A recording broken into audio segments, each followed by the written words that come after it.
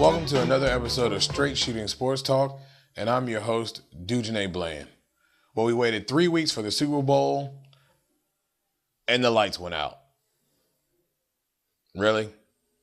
3 weeks to prepare, and we have a blackout. That's all I'm going to say about that.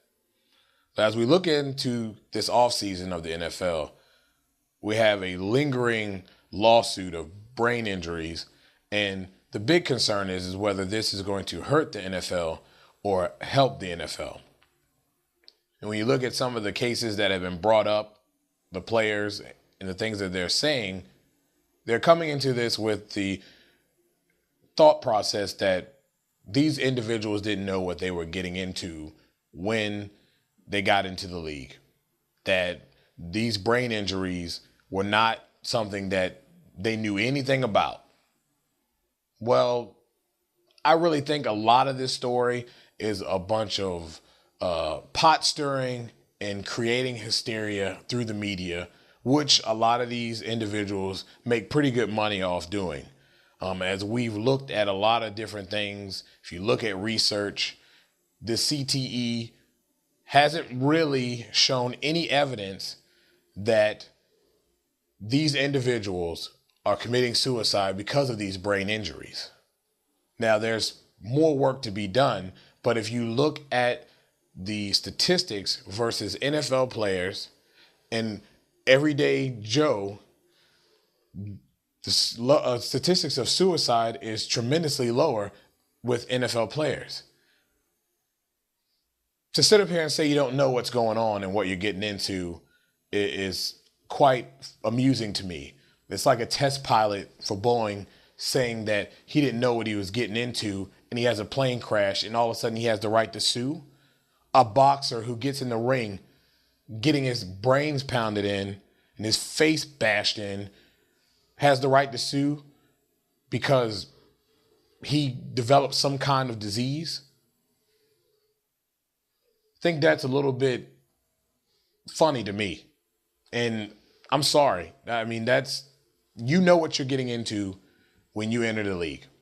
Now, whether this will help the league, sure. I think it's going to create tremendous strides in healthcare for players, in the safety of players on the football field.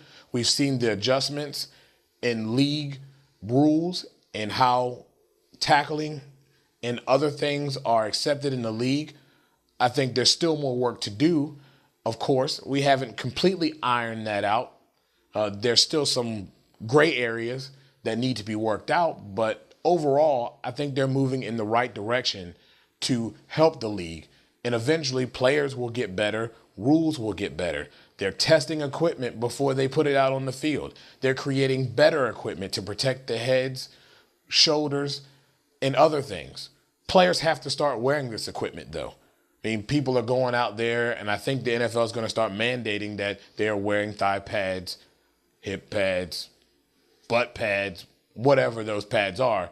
They're going to be forced to wear a little bit more of these pads. I mean, you got guys going out there freelancing and sometimes free balling it out there on the football field.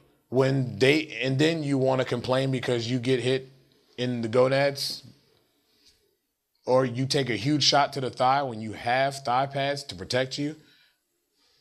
All of that stuff can be avoided. So we have to start enforcing these players to start wearing more equipment, the equipment that's given to them.